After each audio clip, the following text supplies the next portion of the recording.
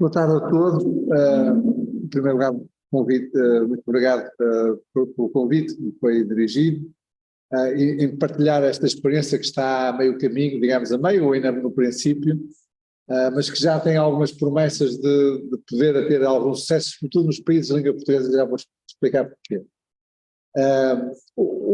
A questão, como vamos entender aqui, vou já começar com a apresentação, é o melhor.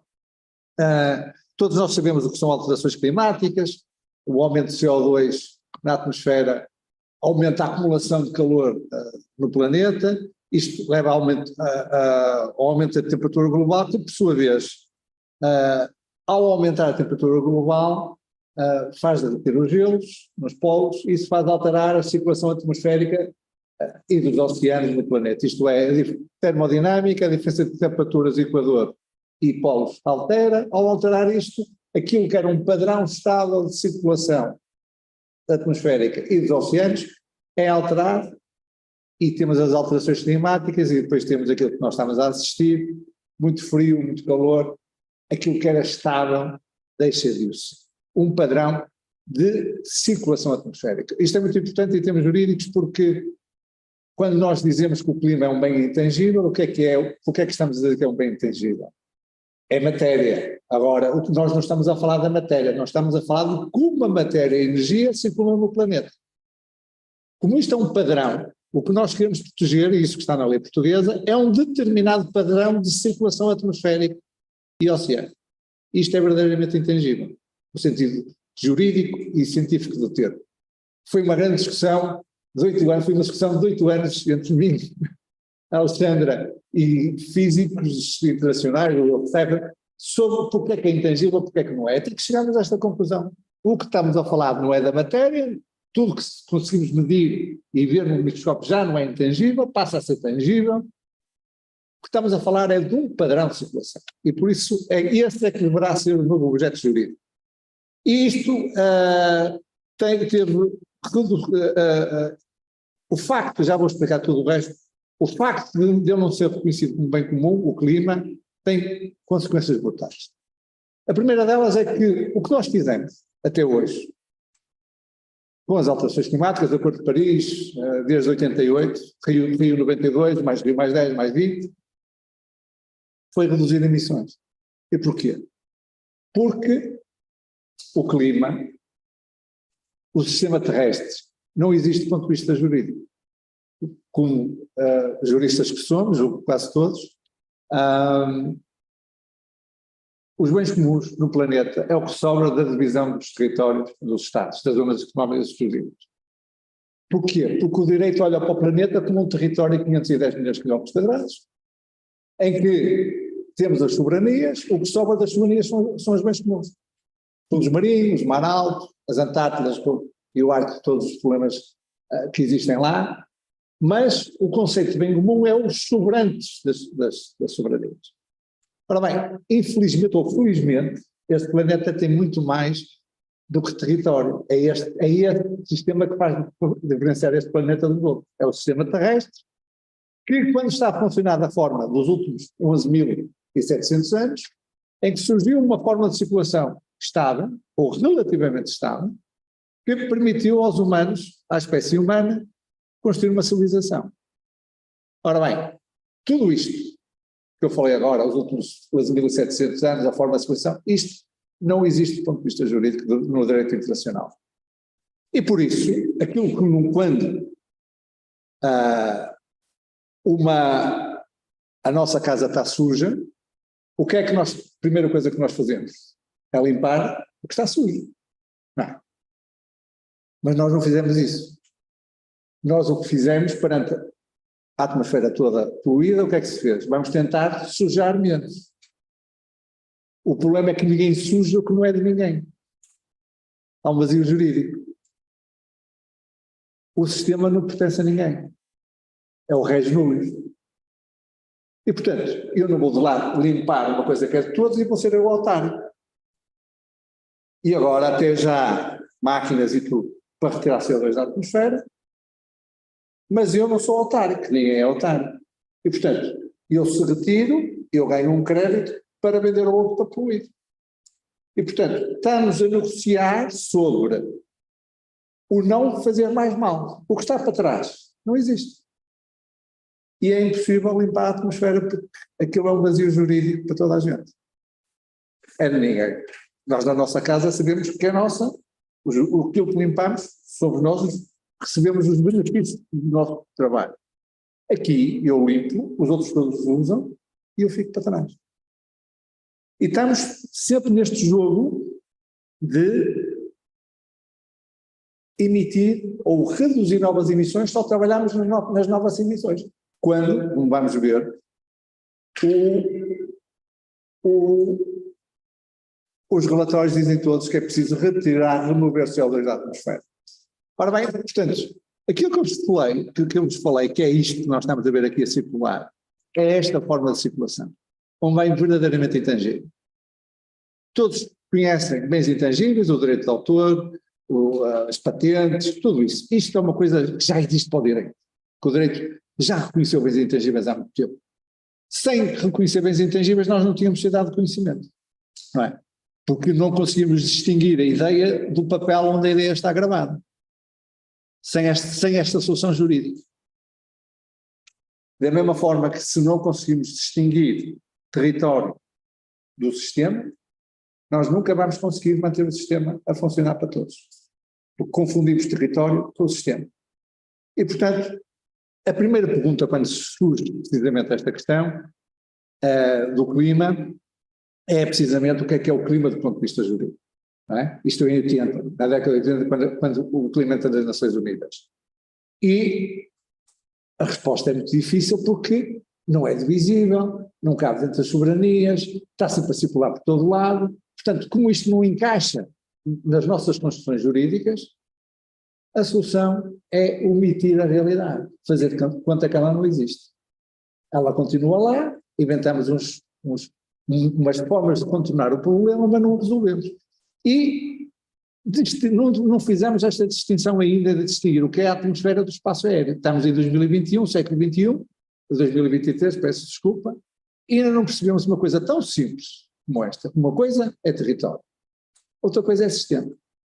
E confundimos espaço aéreo, nós podemos impedir os aviões de entrar no nosso espaço aéreo, não podemos impedir a alteração bioquímica da atmosfera nem dos oceanos, que é comum, quer a gente queira, quer não. Nós podemos dizer que aquilo é uma ameaça à soberania, continua a ser comum, independentemente daquilo que a gente achar. Esta é que é a questão.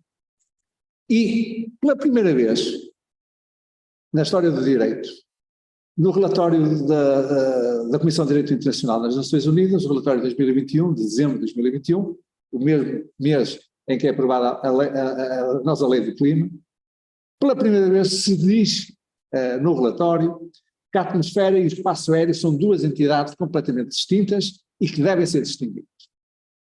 E diz também que é dinâmica, fluente, com os gases constantemente a moverem-se, não ligando às fronteiras dos Estados, e, portanto, é invisível, intangível e não divisível, não separável. Ok?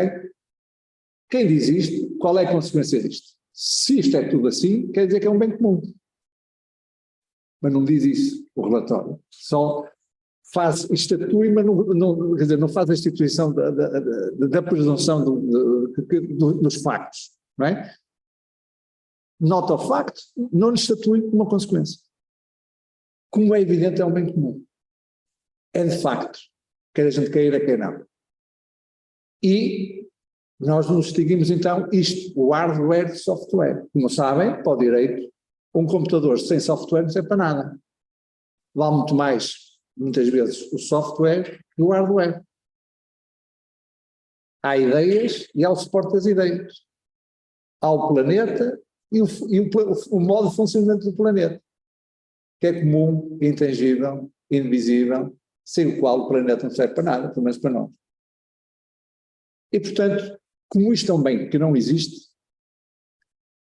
nós, não é, vocês conhecem a história das tragédias comuns, que não há regras para o uso do bem, em que cada um tira o máximo a apropriar-se do bem comum, aqui é de tal forma, é mais que uma tragédia de bens comuns, porque o bem nem é tido como bem. Porque supostamente, não é? como eu não posso aceitar a existência de um bem dentro da minha soberania, porque isso sobre o qual um bem sobre o qual eu não posso exercer soberania, portanto, eu não aceito isto não existe. Continua a existir, tenho as consequências de ele não ser gerido como bem comum e tento resolver o problema sem ele ser um bem comum, sem lhe aplicar as regras de gestão do bem comum. E por isso é que eu só tento reduzir as emissões e ninguém limpa o que está para trás. E por isso não temos resultados nas alterações climáticas com 30 anos de negociações, em que estamos sempre a subir as emissões. Ora bem, a lei do clima de 2021, precisamente, foi aprovada em novembro, foi publicada no Diário da República no dia 31 de dezembro de 2021. Nós participámos realmente neste processo de forma, e realmente é prova de que a sociedade civil consegue, quando se junta, consegue influenciar a lei, falando com as pessoas certas, porque os políticos também são sociedade civil, há que lembrar disso, os deputados são sociedade civil, e tivemos uma série de coincidências felizes. Eu próprio também sou membro do Conselho Nacional do Ambiente, que tinha que fazer um relatório, um parecer sobre a lei do clima, e que consegui introduzir nesse parecer do Conselho Nacional do Ambiente a proposta de clima e património. Houve uma subscrição de um abaixo-assinado de 260 académicos portugueses que assinaram o pedido. Houve uma subscrição pública que foi submetida à Assembleia da República, que foram milhares de pessoas a assinar, e há um professor lá na Universidade do Porto que é também deputado e que é um cidadão, mais uma vez, e que era também da Comissão de Ambiente, e conseguimos introduzir isto na lei portuguesa. E é realmente uma inovação, e que está bem dito, que tem como objetivo o reconhecimento pelas Nações Unidas do clima estável como património da humanidade. Pronto.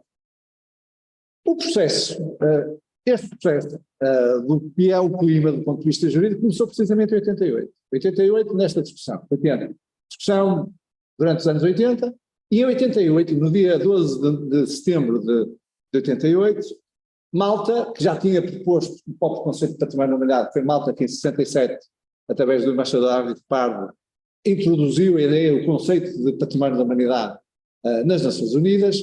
Outra vez em 88, por uma questão até de tradição, Malta mais uma vez propõe que o clima seja e fique a integrar o que diz aqui, proclaiming clima as part of the common heritage of mankind.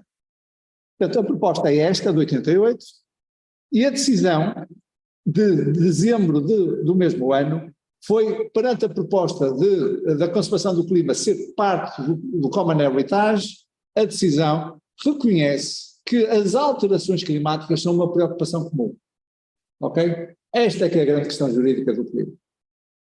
Não é o clima que é património, porque isso os Estados tinham que aceitar que há um bem sobre o qual, dentro da soberania, sobre o qual não tem a soberania, dentro da jurisdição sobre o qual não tem soberania, e portanto, como nós não aceitamos isso, não é o clima que é bem comum, são as alterações climáticas que são uma preocupação comum da humanidade. E se eu estou preocupado, o que é que eu faço? Há um acordo entre nós, que é o Acordo de Paris, vamos todos tentar fazer menos emissões. Certo? Ok? Isto é o acordo que existe. Não é limpar a casa, que não é de ninguém, a casa não é de ninguém, vamos todos tentar fazer menos emissões. Isto quer dizer o quê? Que é impossível fazermos aquilo que é mais óbvio numa casa que está suja, que é limpar a casa. Ok?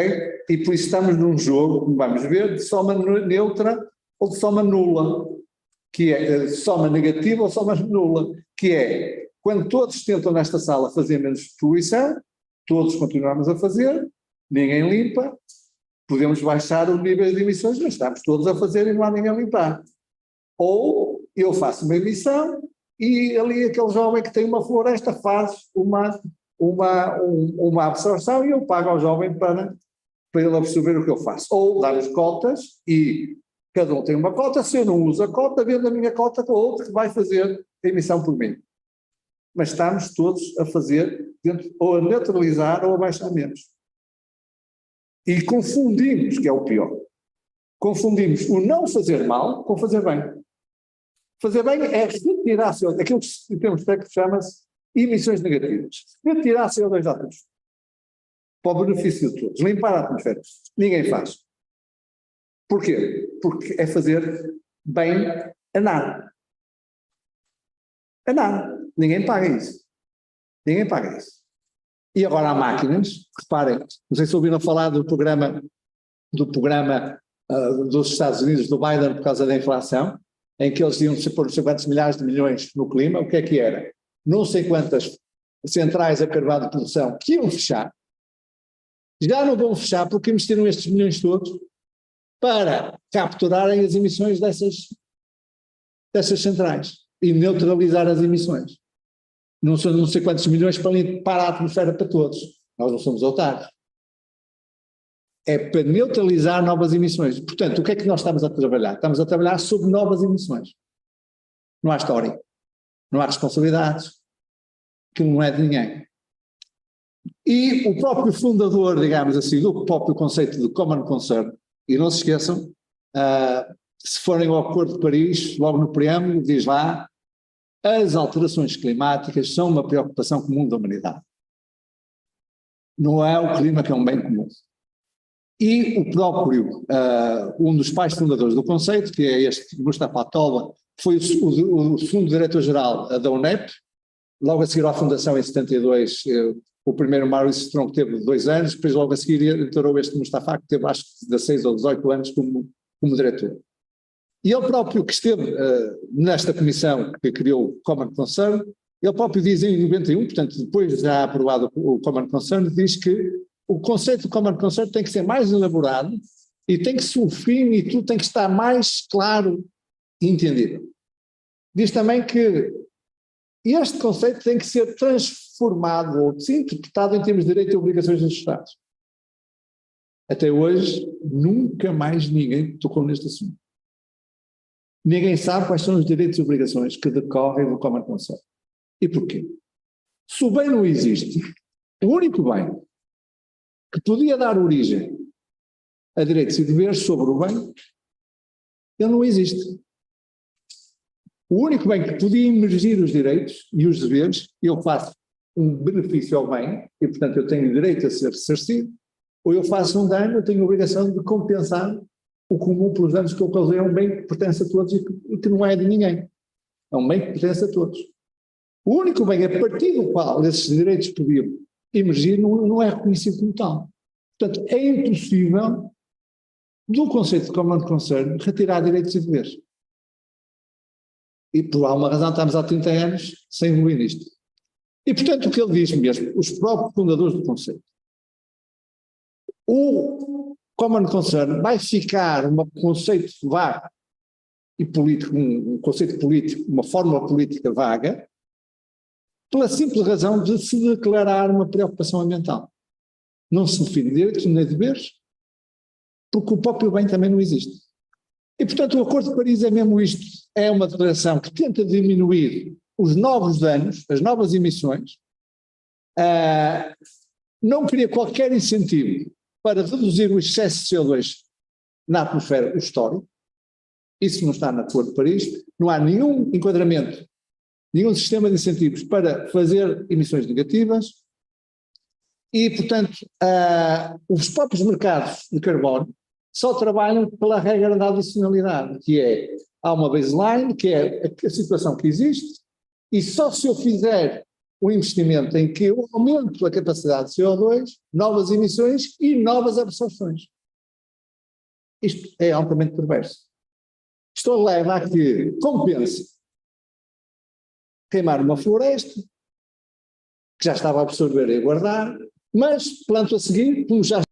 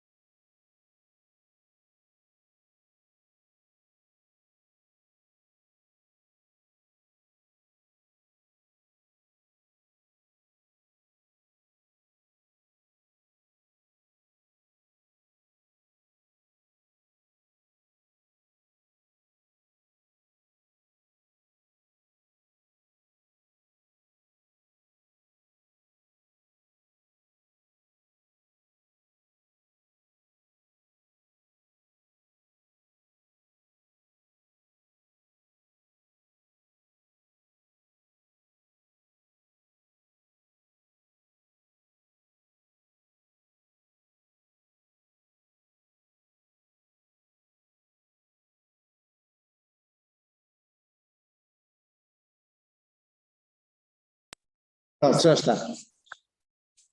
Pronto. Agora já estão a ouvir? Ora bem, deixa-me cá ver onde é que está.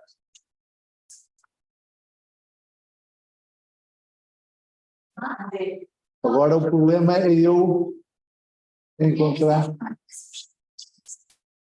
Agora encontrar a minha apresentação.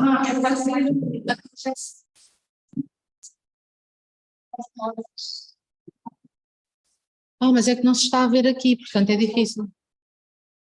Está ok, mas aqui não está. É isto. Aprende comigo que eu não duro sempre. Altera. Portanto, o que nós queremos é esta. Agora está-se a ver ou não? Isto. Sim. Mas eu não vejo aqui, não há problema. Pronto.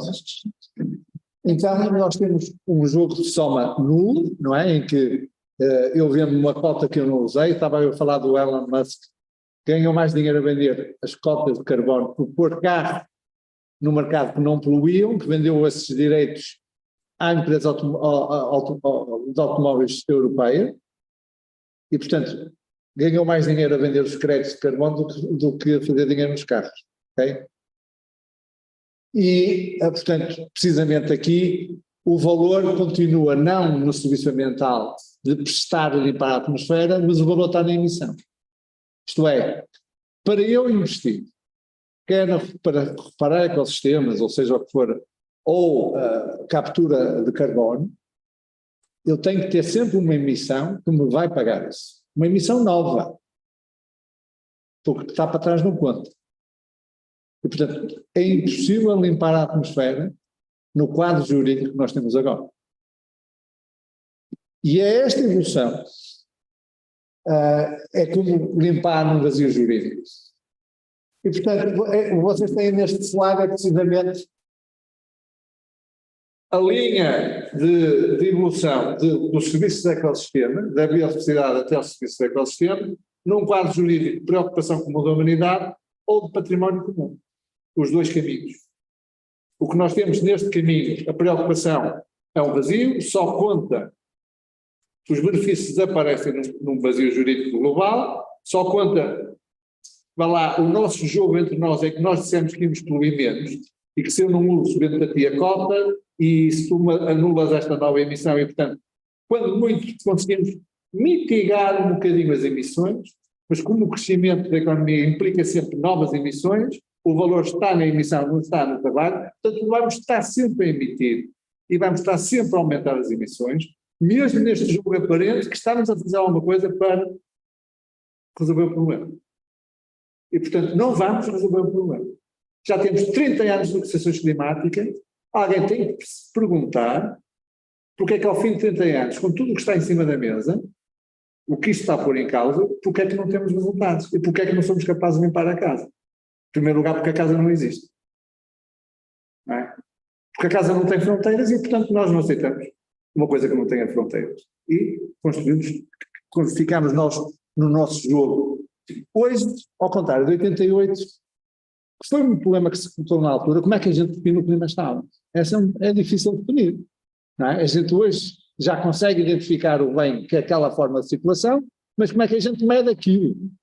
Como é que a gente define se um bem jurídico ser definido como tal, digamos que entramos neste processo de tornarmos um património que é de todos, a gente tem que definir afinal o que é esse bem.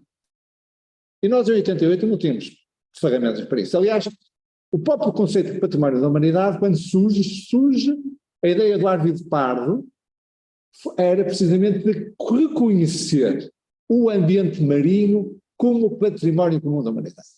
Estou a dizer que ele foi sábio sem o saber, porque ele não fala no mar, nem fala nas águas territoriais ou nas águas do mar. Ele fala no ambiente marinho, o que pressupunha distinguir o ambiente marinho do sítio onde a água do mar está.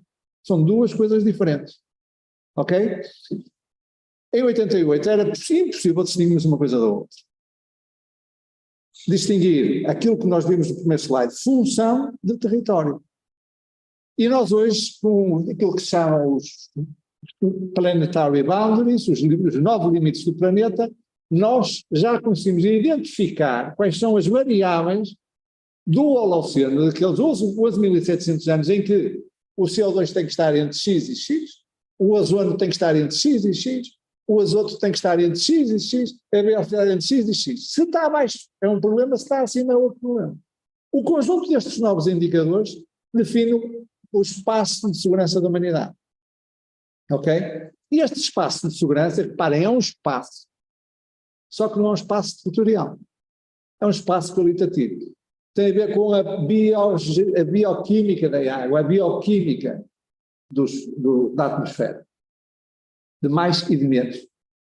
Estamos a falar de um bem que, por ser uma forma de circulação, é intangível e que é medido através destes indicadores.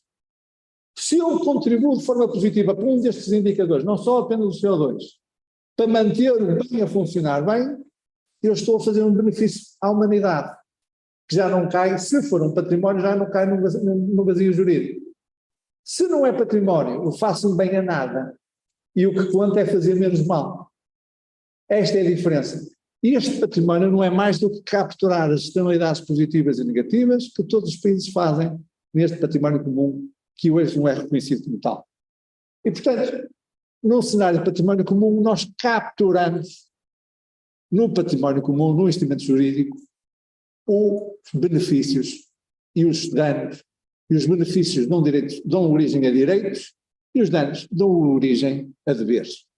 E, portanto, isto vai dar origem à valorização, não apenas adicional, mas também o que existe, e é possível limpar a atmosfera mais. Depois é possível mantê-la. Que é a grande questão. Quando nós temos um jogo, vamos todos tentar fazer menos, alguém acredita que se por acaso conseguimos atingir a neutralidade em 2050, como é que se mantém isso? Ficamos todos a tentar toda a vida a fazer menos? Isto precisa de manutenção. Depois de conseguirmos, precisa de manutenção. E a manutenção não é só CO2. A manutenção é ecossistemas a funcionar todos os dias, a porem evapotranspiração na atmosfera, a porem matéria orgânica nos oceanos, a porem o sistema a funcionar. Como é que nós, humanidade, estamos à beira deste abismo em que esta questão, ok, até atingimos esse objetivo, e depois? Não é preciso manter a coisa? O que é que fazemos com a neutralidade? Fazemos nada com a neutralidade. Depois no dia seguinte, em 2051, já podemos voltar outra vez não é preciso manter, e portanto o clima estável é precisamente isto, este padrão, que pertence a toda a humanidade, devia ser um bem jurídico intangível, onde os impactos positivos e negativos poderiam ser internalizados, implica uma contabilidade ambiental e implica uma institucionalização da governança. Só uma pequena curiosidade. Eu até podia ter posto aqui o slide, não sei qual é o meu tempo ainda, estou no fim, também estou no slide. Então, olha, vamos já para Paris mais 10, que vai ser no Brasil, e o que nós temos falado é precisamente, em 2025 faz 10 anos de Paris, o que nós queremos é que do Paris mais 10 para o Paris mais 20, aquilo que se põe de novo, além da linha de tentar controlar novas emissões, temos uma linha para limpar o que está para trás. Esta pode ser a novidade que o Brasil em 2025 pode trazer ao processo. Eu para a semana vou participar na reunião de ministros da CPLP, dos ministros do Ambiente, em que o que está em cima da mesa é isto, eu vou lá falar disto. Vamos ver se conseguimos pôr isto a andar em breve junto das Nações Unidas, começando pelos países que falam português. Pronto, muito obrigado por esta apresentação. Obrigado.